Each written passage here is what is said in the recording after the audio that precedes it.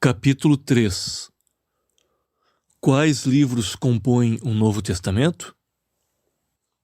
Cremos que a Bíblia, formada de 66 livros do Antigo e do Novo Testamento, é a infalível Palavra de Deus, inspirada verbalmente por Deus e sem erros nos manuscritos originais. Quando Jesus veio ao mundo, não havia o Novo Testamento. Ele e seus apóstolos eram judeus. Acreditavam na Bíblia hebraica como a palavra de Deus.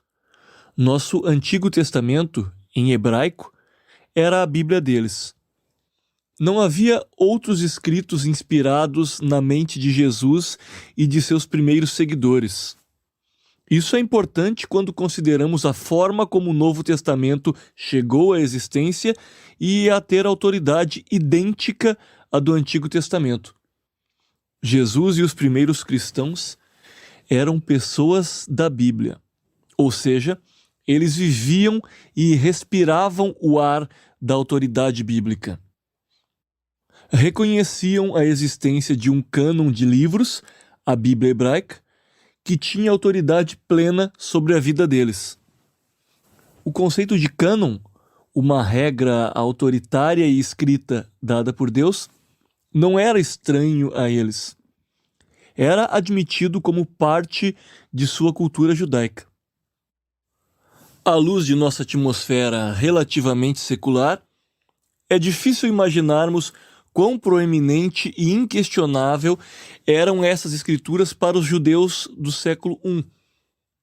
Considere como Jesus e os primeiros cristãos falaram sobre elas. E, começando por Moisés, discorrendo por todos os profetas, Jesus expunha-lhes o que a seu respeito constava em todas as Escrituras. Lucas 24, 27. Examinai as Escrituras, porque julgais ter nelas a vida eterna, e são elas mesmas que testificam de mim. João 5, 39. Paulo, segundo seu costume, foi procurá-los e, por 3 sábados, arrazoou com eles acerca das Escrituras. Atos 17, 2.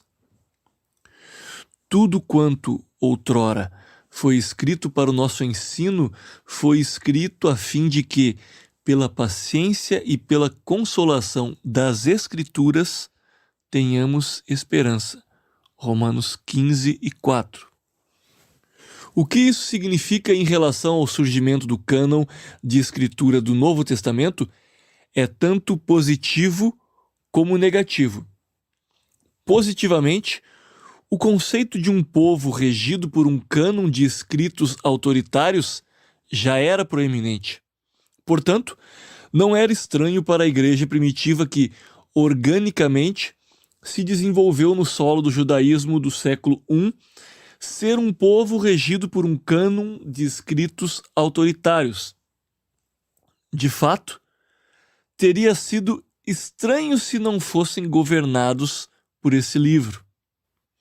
No entanto, negativamente, a Bíblia hebraica era considerada um cânon fechado, como vimos. Nenhum outro livro seria acrescentado ao Antigo Testamento, não até este dia. Os profetas haviam cessado de falar com inspiração divina. Isso significava que qualquer afirmação de ter livros de autoridade idêntica aos do Antigo Testamento seria admirável e motivo de controvérsia. Uma nova autoridade vem ao mundo, a palavra viva.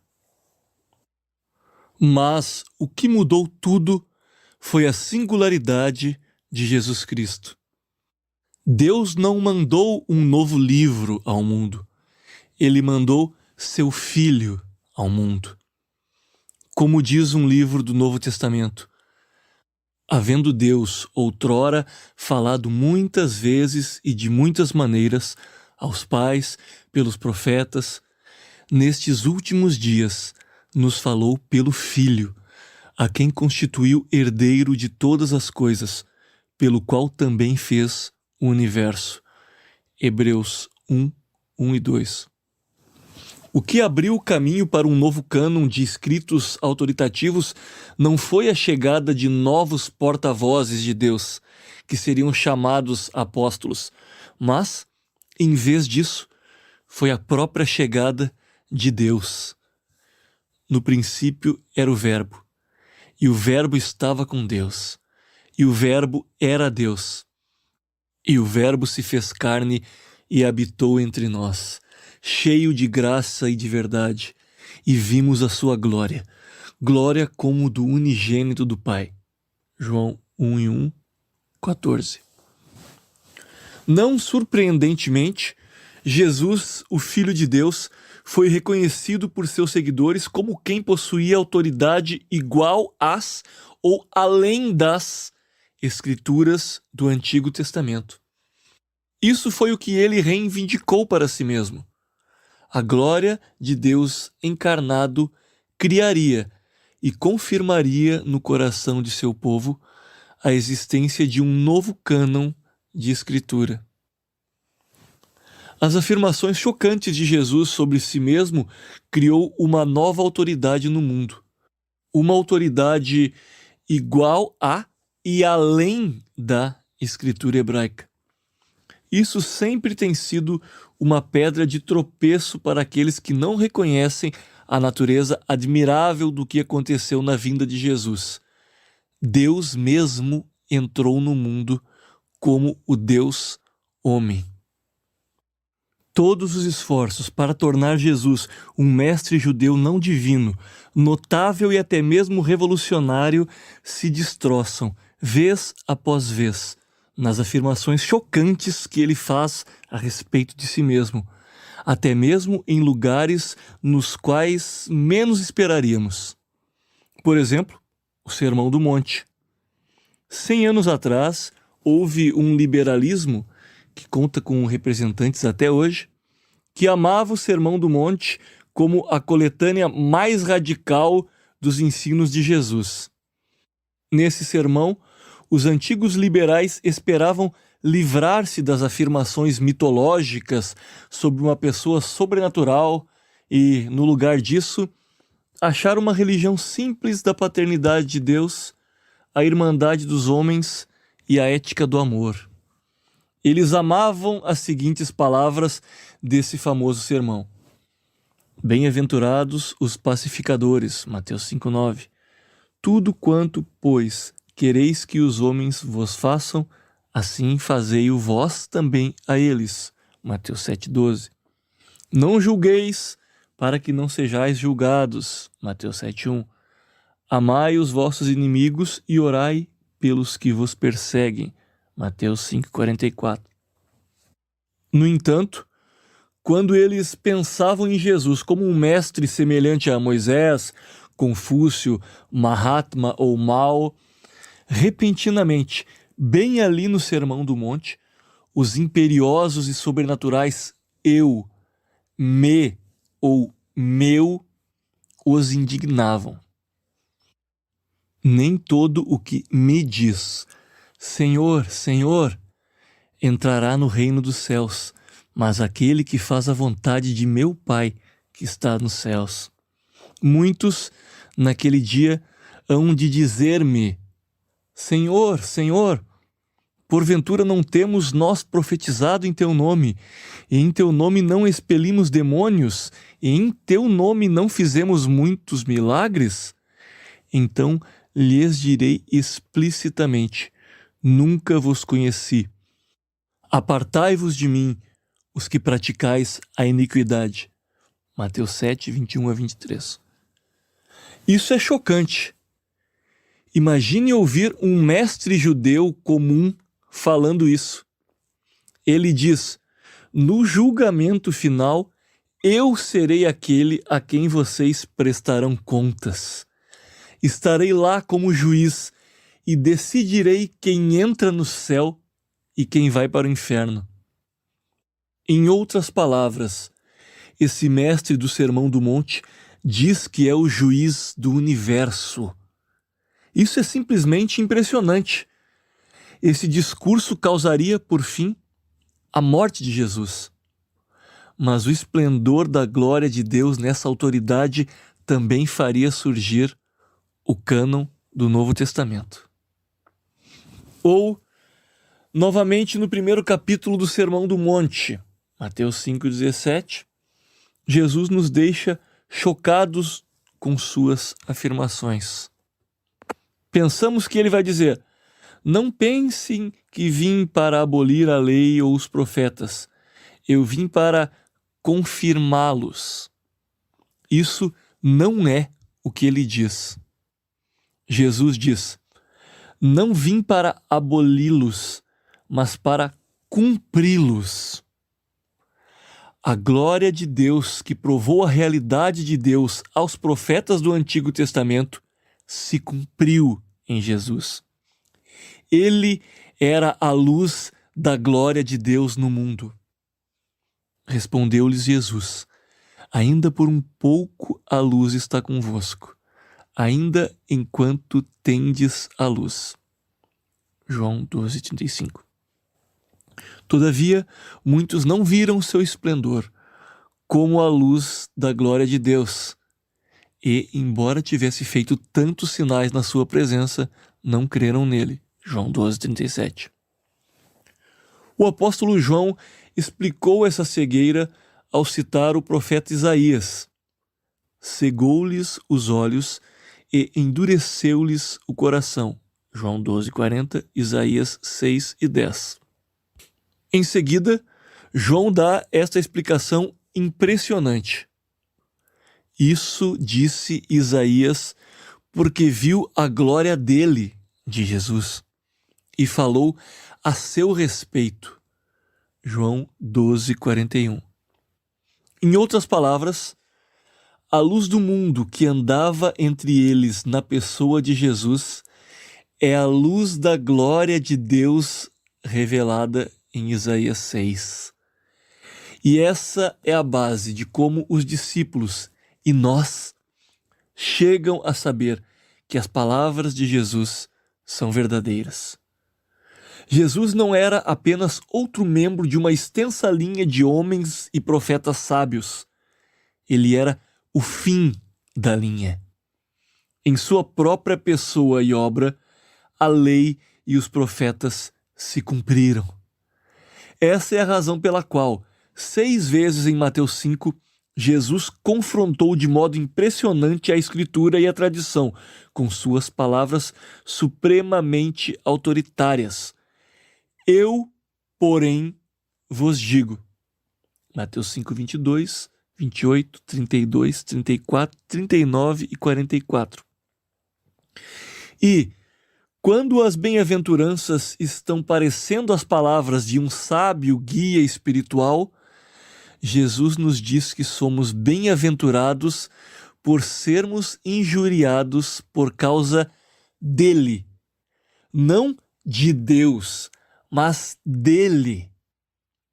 Bem-aventurados sois quando, por minha causa, vos injuriarem e vos perseguirem, e mentindo, disserem todo mal contra vós.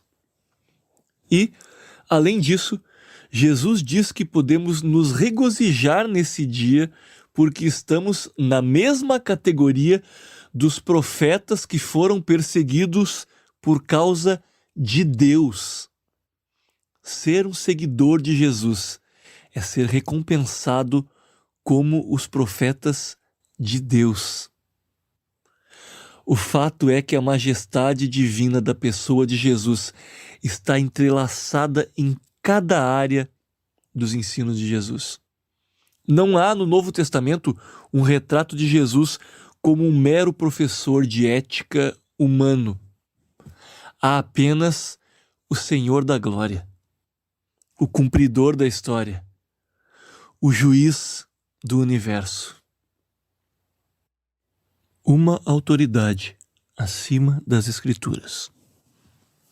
De acordo com isso, Jesus foi reconhecido pela igreja primitiva como tendo autoridade igual às e além das Escrituras do Antigo Testamento. Ele as ensinava como quem tem autoridade e não como os escribas. Mateus 7, 29. Ouviste que foi dito, olho por olho, dente por dente. Eu, porém, vos digo, não resistai ao perverso, mas a qualquer que te ferir na face direita, volta-lhe também a outra. Mateus 5, 38 e 39. Passará o céu e a terra, porém as minhas palavras não passarão. Marcos 13, 31. Ninivitas se levantarão no juízo com essa geração e a condenarão, porque se arrependeram com a pregação de Jonas. E eis aqui está quem é maior do que Jonas. A rainha do sul se levantará no juízo com essa geração e a condenará, porque veio dos confins da terra para ouvir a sabedoria de Salomão.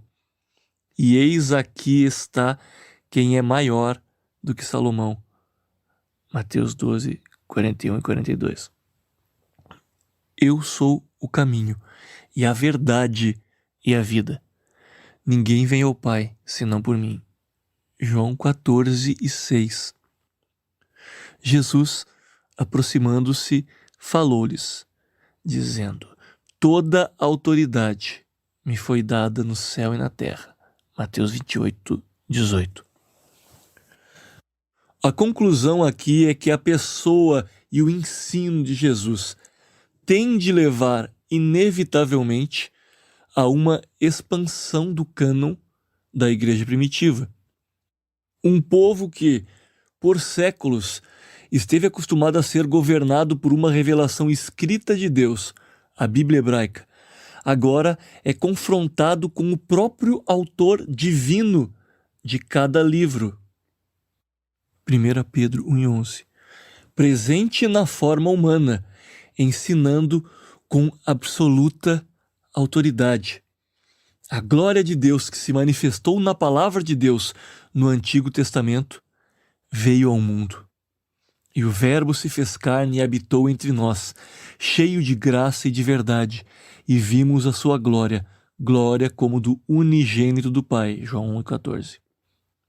Essa glória criou e confirmou um novo cânon. O Antigo Testamento não deixou de ser a palavra de Deus. Não penseis que vim revogar a lei ou os profetas. Mateus 5,17. Em vez disso, as novas revelações que vieram por meio de Cristo seriam preservadas como o governo do povo de Deus. E o cânon do Novo Testamento veio à existência. A preparação de Jesus para o cânon do Novo Testamento. Jesus mesmo o apontou nessa direção. Por meio de suas palavras, ele preparou a igreja primitiva para esperar por seu planejamento de um cânon de ensino autoritativo a respeito de si mesmo e de sua vontade para governar a igreja quando ele partisse. Como disse John Frame, por mais rude que possa parecer aos especuladores religiosos modernos, é evidente na história bíblica que Deus tenciona governar sua igreja por meio de um livro. Mas Jesus não somente estava planejando esse livro, ele mesmo o proveria por meio da designação de porta-vozes chamados apóstolos, e prometeu que enviaria seu Espírito para guiá-los. Esses porta-vozes escreveriam livros pelo guiar do Espírito, que se tornariam o cânon do Novo Testamento, que governaria os pensamentos e as ações da igreja até Jesus voltar pela segunda vez para reinar fisicamente na terra. Quando amanheceu, chamou a si os seus discípulos e escolheu 12 dentre deles, aos quais deu também o nome de apóstolos. Simão, a quem acrescentou o nome de Pedro, e André, seu irmão, Tiago e João, Filipe e Bartolomeu, Mateus e Tomé, Tiago, filho de Alfeu, e Simão, chamado Zelote, Judas, filho de Tiago, e Judas Iscariotes, que se tornou traidor. Lucas 6, 13 a 16. Por que 12? Talvez porque eles eram simbolicamente como as 12 tribos de Israel. Somente eles seriam o fundamento do novo Israel, todos os que creriam no Messias de Israel, Jesus Cristo. No último livro do Novo Testamento, o livro de Apocalipse, a igreja é retratada, em primeiro lugar, como uma noiva e, depois, como uma cidade que desce para a terra. A muralha da cidade tem 12 portas e 12 fundamentos. As portas representam o novo Israel. Junto às portas, 12 anjos, e sobre elas, nomes inscritos, que são os nomes das 12 tribos dos filhos de Israel. Apocalipse 21 e 12. E os fundamentos representam os apóstolos.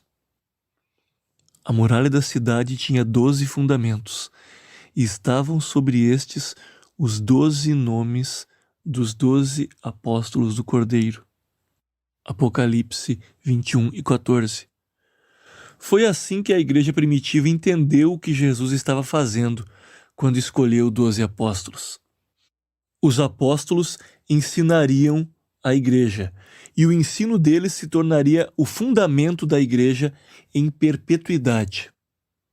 O apóstolo Paulo expressou isso nas seguintes palavras: assim, já não sois estrangeiros e peregrinos, mas concidadãos dos santos, e sois da família de Deus, edificados sobre o fundamento dos apóstolos e profetas, sendo Ele mesmo, Cristo Jesus, a pedra angular. Efésios 2, 19 e 20. Quando Judas, um dos 12, provou ser um traidor, o que Jesus sabia desde o começo que aconteceria, João 6,64. Os outros apóstolos sabiam o que teriam de fazer. Judas precisava ser substituído. E os critérios tinham de ser os mesmos que Jesus usou. De fato, em última análise, o próprio Jesus ressurreto e exaltado fez a escolha.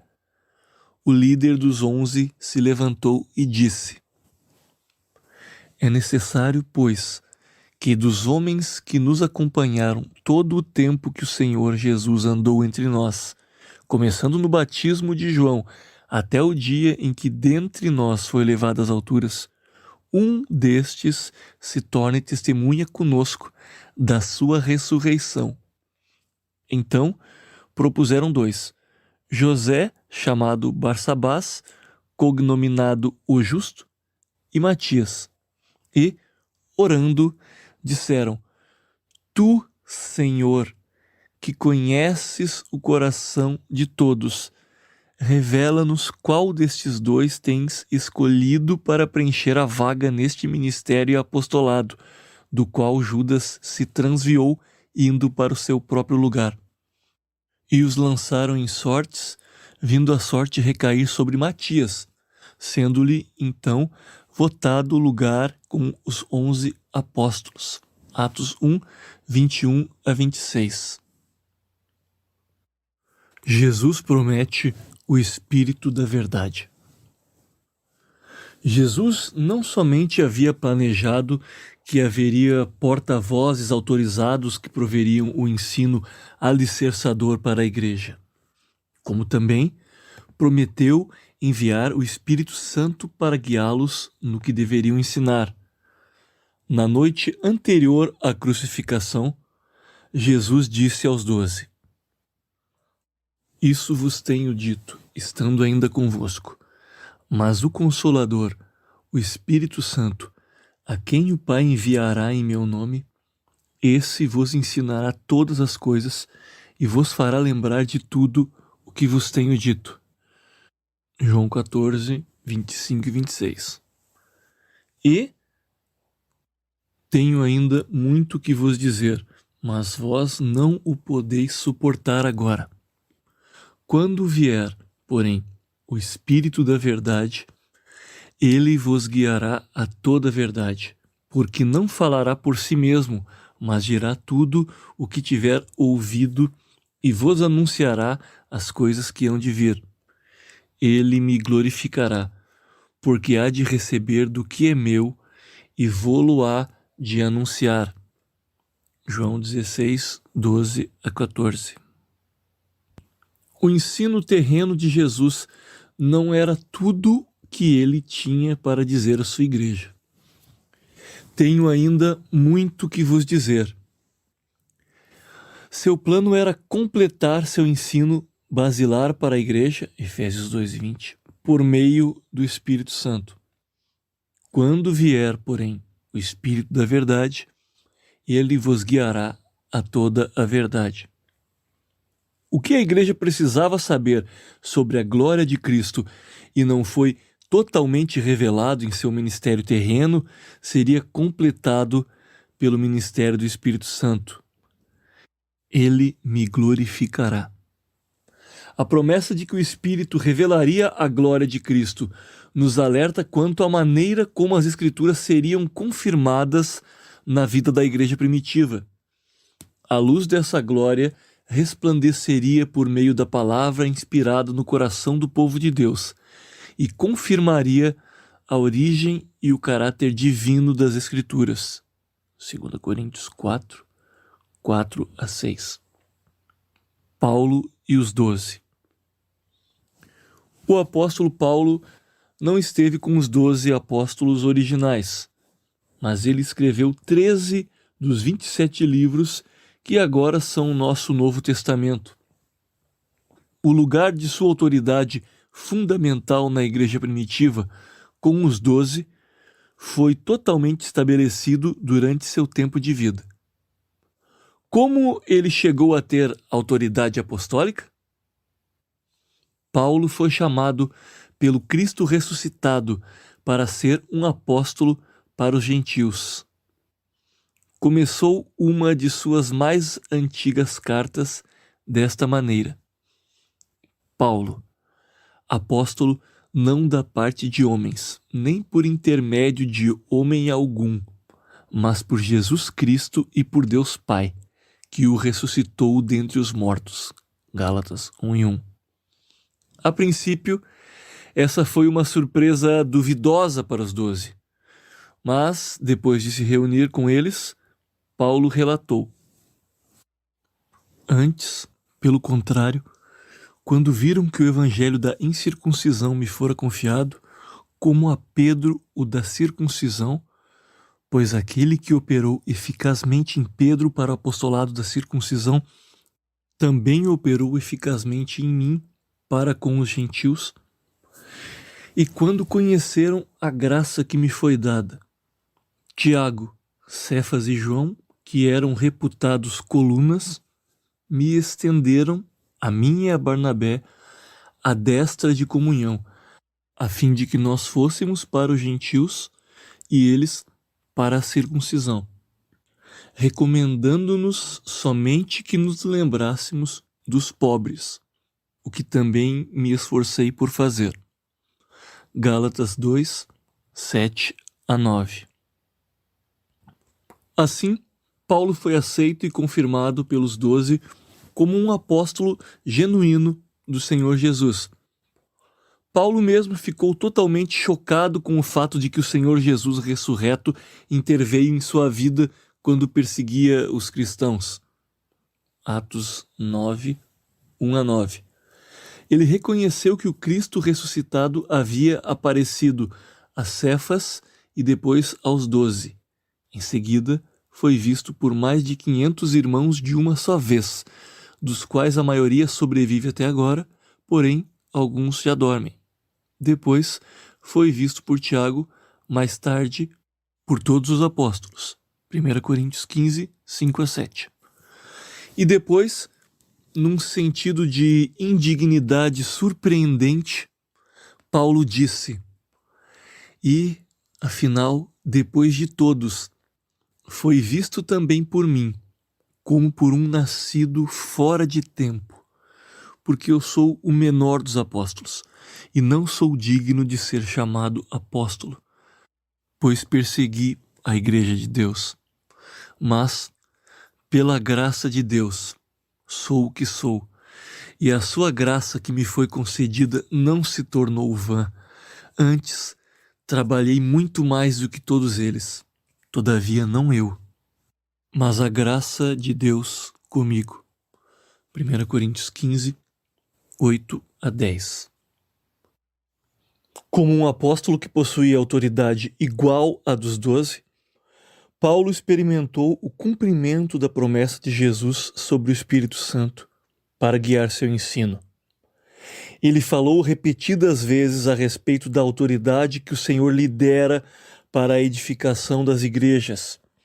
2 Coríntios 10 e 8, 13 e 10, afirmando que suas palavras tinham mais autoridade do que as daqueles que falavam com dons de profecia, mas não eram apóstolos.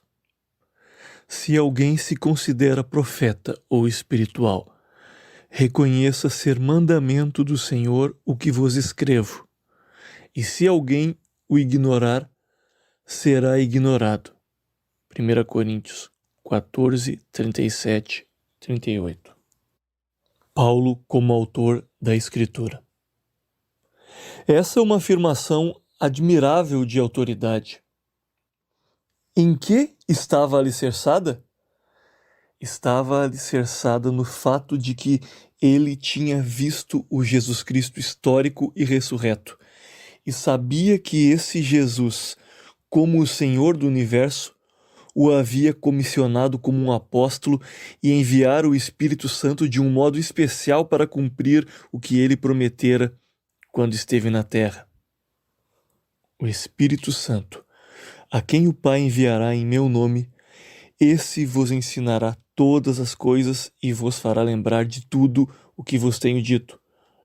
João 14, 26. Isto é o que Paulo disse sobre o seu próprio ensino. Ora, não temos recebido o Espírito do mundo, e sim o Espírito que vem de Deus, para que conheçamos o que por Deus nos foi dado gratuitamente. Disso também falamos, não em palavras ensinadas pela sabedoria humana, mas ensinadas pelo Espírito, conferindo coisas espirituais com espirituais. 1 Coríntios 2, 12 e 13. É a afirmação de Paulo de ser inspirado pelo Espírito em cumprimento da promessa de Jesus. E a afirmação foi reconhecida pelos outros apóstolos. Pedro disse em sua segunda carta: O nosso amado irmão Paulo vos escreveu, segundo a sabedoria que lhe foi dada. 2 Pedro 3 e 15. Paulo disse que essa sabedoria em ensinar a igreja foi ensinada pelo Espírito.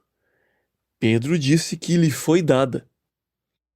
Richard Balkan comentou: O apelo ao ensino de Paulo em suas próprias cartas é reforçado pela referência ao fato de que o apóstolo escreveu sob inspiração divina. Uma autoridade fundamental para toda a história. Em outras palavras, como Jesus prometeu, o Espírito Santo veio e guiou os apóstolos à verdade. Jesus não deixou seu povo sem uma expressão real, presente e objetiva de sua própria autoridade. Ele estava estabelecendo essa autoridade por inspiração do Espírito Santo. O Cristo ressurreto estava continuando a pastorear seu rebanho pelos lábios dos apóstolos. Ele proveria à igreja o fundamento para que, por meio dos escritos dos apóstolos, um cânon de escritos surgisse e tivesse a autoridade do próprio Senhor Jesus, até que ele venha novamente. A igreja primitiva e todas as gerações posteriores seriam capazes de reconhecer essa autoridade porque Jesus prometera que o Espírito Santo o glorificaria nesses escritos. João 16 e 14. A mesma glória divina que convenceu seus primeiros discípulos de que ele era a verdade, João 1,14, resplandeceria por meio de suas novas escrituras e convenceria a igreja de que elas são as próprias palavras de Deus. Jesus não planejou continuar mandando, no decorrer da história da igreja, mais e mais porta-vozes com esse tipo de autoridade. Essa é a razão pela qual o ensino apostólico é chamado de o fundamento da igreja, e não a estrutura consequente. Efésios 2:20. É também a razão pela qual um dos últimos livros do Novo Testamento se refere à fé que uma vez por todas foi entregue aos santos. Amados, quando empregava toda a diligência em escrever-vos acerca da nossa comum salvação, foi que me senti obrigado a corresponder-me convosco, exortando-vos a batalhardes diligentemente pela fé que uma vez por todas foi entregue aos santos. Judas 3. O testemunho dos apóstolos a respeito de Cristo naquela primeira geração foi planejado por Jesus para ser um fundamento para toda a história. Com a autoridade do próprio Jesus Cristo, os escritos de seu grupo de porta-vozes apostólico se colocariam ao lado da Bíblia hebraica como a instrução verdadeira e normativa de Deus para seu povo no decorrer da história do mundo. E, como Jesus disse, esse novo cânon de livros, o Novo Testamento, não seria uma contradição nem uma correção do Antigo Testamento, e sim um cumprimento. Não penseis que vim revogar a lei ou os profetas. Não vim para revogar, vim para cumprir. Mateus 5,17. Certamente, muitas instruções, regras, práticas religiosas e rituais do Antigo Testamento não devem mais ser praticados. Mas não porque essas práticas e regras fossem erradas, e sim porque eram temporárias e apontavam para o dia em que Jesus Cristo a cumpriria, e assim as acabaria. A vinda de Cristo não as aboliu, mas as tornou obsoletas. Hebreus 8:13. O novo povo de Deus, os seguidores do Messias, o verdadeiro Israel, não é um povo geográfica, étnica e politicamente definido. O cristianismo não tem um centro geográfico, não tem nenhuma identidade étnica, não é um Estado-nação, não tem nenhum sistema de sacrifício de animais, nenhum tabernáculo, nenhuma sucessão de sacerdotes, nenhum dia de festa divinamente autorizado, nenhuma exigência de circuncisão, nem especificações dietéticas. Todos esses padrões do Antigo Testamento eram temporários. Jesus os cumpriu e os finalizou. As novas Escrituras. Isto é o que os apóstolos autorizados por Jesus deveriam deixar claro. Quem é esse Jesus Cristo? O que ele fez em sua vida, morte, ressurreição e ascensão? O que está fazendo agora em seu reino universal como Senhor?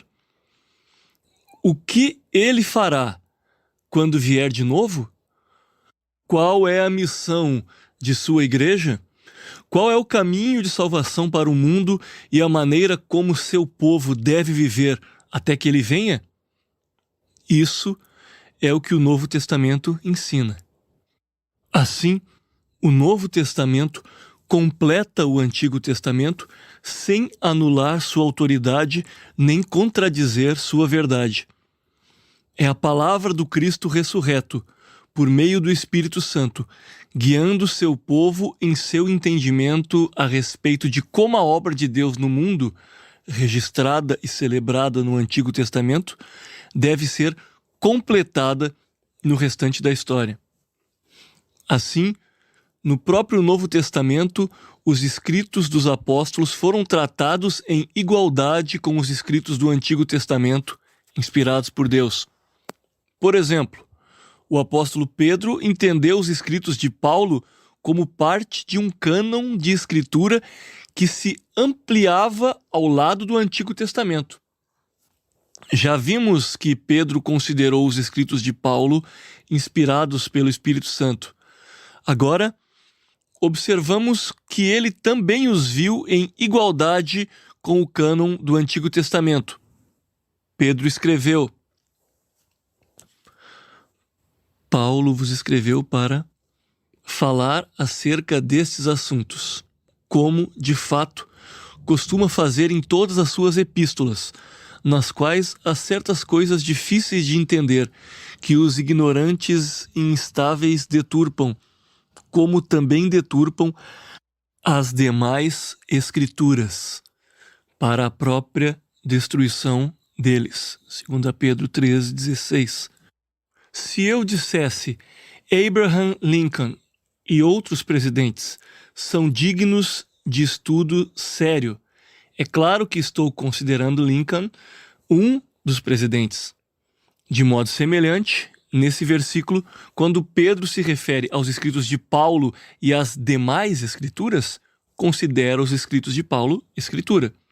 Richard Balkan comenta novamente: a inclusão das cartas de Paulo nessa categoria significa certamente que elas são consideradas escritos inspirados e autoritários, classificados ao lado do Antigo Testamento e, talvez, de vários outros livros, incluindo outros escritos apostólicos. Portanto, na vinda de Jesus Cristo, em sua designação dos apóstolos, em sua promessa do Espírito Santo para guiá-los à verdade e na conscientização de seus apóstolos de que isso estava realmente acontecendo, há uma trajetória em direção ao cânon do Novo Testamento.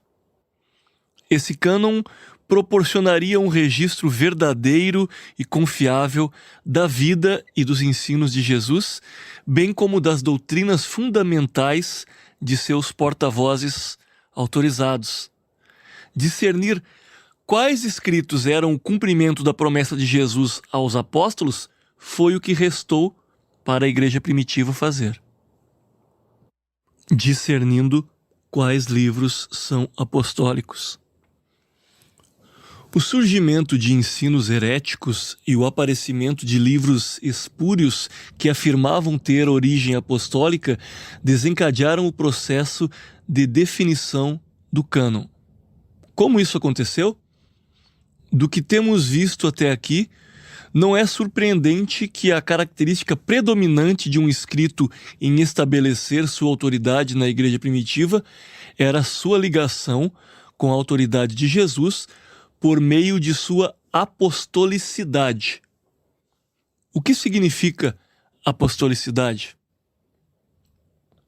Todos concordam que não significa apenas escrito por um apóstolo, porque a palavra é aplicada a livros como os evangelhos de Marcos e Lucas, que não foram escritos por apóstolos, mas por pessoas que tinham associação íntima com um apóstolo. Lucas com Paulo, Marcos com Pedro. Mas a apostolicidade, como uma força que norteou a afirmação da igreja primitiva, talvez signifique mais do que escrito em associação íntima com um apóstolo. O que os apóstolos possuíam do Cristo ressurreto, por meio do Espírito Santo, era uma sabedoria sobrenatural, tanto para entender coisas incompreensíveis para o homem natural, quanto para ensinar essas coisas em palavras ensinadas pelo Espírito. Paulo escreveu: as coisas de Deus, ninguém as conhece, senão o Espírito de Deus. Ora, Nós não temos recebido o Espírito do mundo, e sim o Espírito que vem de Deus, para que conheçamos o que por Deus nos foi dado gratuitamente. Disto também falamos, não em palavras ensinadas pela sabedoria humana, mas ensinadas pelo Espírito, conferindo coisas espirituais com espirituais. 1 Coríntios 2, 11 a 13. Então, há uma dupla obra sobrenatural envolvida aqui. Há um entender as coisas de Deus, porque eles haviam recebido o Espírito de Deus, e há um ensinar, não em palavras ensinadas pela sabedoria humana, mas ensinadas pelo Espírito. Jesus havia prometido essa ajuda divina por meio do Espírito. João 14, 25, 26, 16, 12 a 14. Era uma extensão de suas capacidades singulares de conhecer e falar por Deus. Era uma extensão do resplendor da glória de Cristo, autoconfirmadora, que estava presente em sua pessoa encarnada, João 1,14, e foi prometida por meio do seu Espírito, João 16,14. Apostolicidade como comunicação sobrenatural. Portanto, apostolicidade não é meramente uma conexão histórica com Jesus ou com seus emissários. Apostolicidade é a transmissão sobrenatural da realidade incompreensível naturalmente a pessoas capazes de discernir espiritualmente. 1 Coríntios 2,13. Por meio de escritos ensinados pelo Espírito. Isso significa que o reconhecimento da apostolicidade dos 27 livros do Novo Testamento por parte da Igreja não foi nem um mero julgamento histórico sobre quem escreveu os livros, nem uma mera preferência de alguns livros no lugar de outros. Em vez disso, os julgamentos históricos e as preferências coletivas resultaram do encontro sobrenatural entre a obra singular de Deus nos escritos, não em palavras ensinadas pela sabedoria humana, e cristãos providencialmente discernentes, dotados com o Espírito Santo, conferindo coisas espirituais com espirituais. O que isso significa é que a pergunta a respeito de como os livros do cânon cristão chegaram lá é outra forma de se perguntar: como sabemos que isso é a palavra de Deus? O que aconteceu não foi um processo puramente histórico e, em seguida, uma pergunta espiritual a respeito de estes livros serem ou não a palavra de Deus. Antes, o próprio processo de definição do cânon foi governado pela realidade espiritual e sobrenatural dos livros e pelo discernimento espiritual da Igreja. A glória de Deus manifestada nos livros não foi sem poder nesse processo. Ela fez historicamente sua obra na formação do cânon, assim como o faz de maneira pessoal na iluminação do coração. O livro recente de Michael Kruger, O Cânon Revisitado, estabelecendo a origem e autoridade do Novo Testamento, segue nesta direção, dizendo: os apóstolos eram os porta-vozes de Cristo e receberam a tarefa de entregar e preservar a mensagem redentora de Cristo, que foi entregue originalmente de forma oral, mas, por fim, foi incorporada em uma forma mais permanente, a forma escrita. Os livros do Novo Testamento eram considerados autoritários não porque a Igreja os declarou autoritários, ou mesmo porque foram escritos diretamente por um apóstolo, mas porque foram entendidos como portadores do legado essencial dos apóstolos. Por essa razão, Reader Boss pode afirmar, em seu sentido histórico redentor, o cânon não é o produto da Igreja. Em vez disso, a Igreja é o produto do cânon. Ou, como disse uma geração antes, F.F. Bruce, erudito em Novo Testamento. O cânon do Novo Testamento não foi demarcado pelo decreto arbitrário de qualquer concílio da Igreja.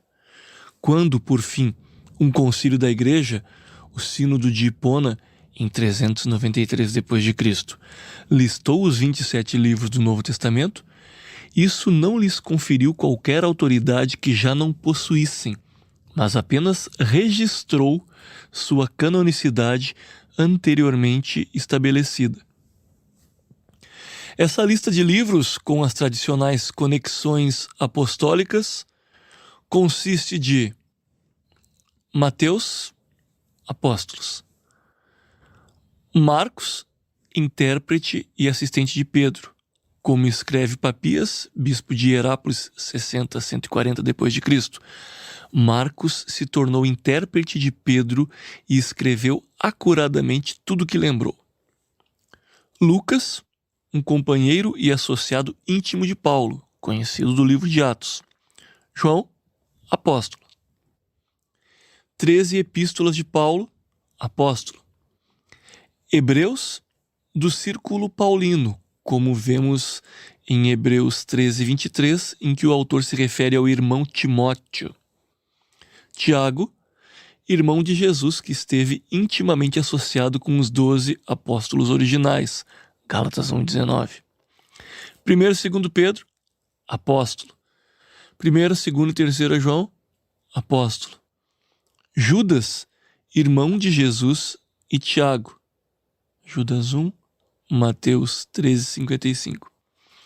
Apocalipse, João, o apóstolo.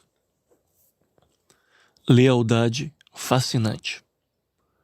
Quando F.F. Bruce se refere à sua canonicidade anteriormente estabelecida, permanece a questão de como essa autoridade compeliu a lealdade dos cristãos primitivos.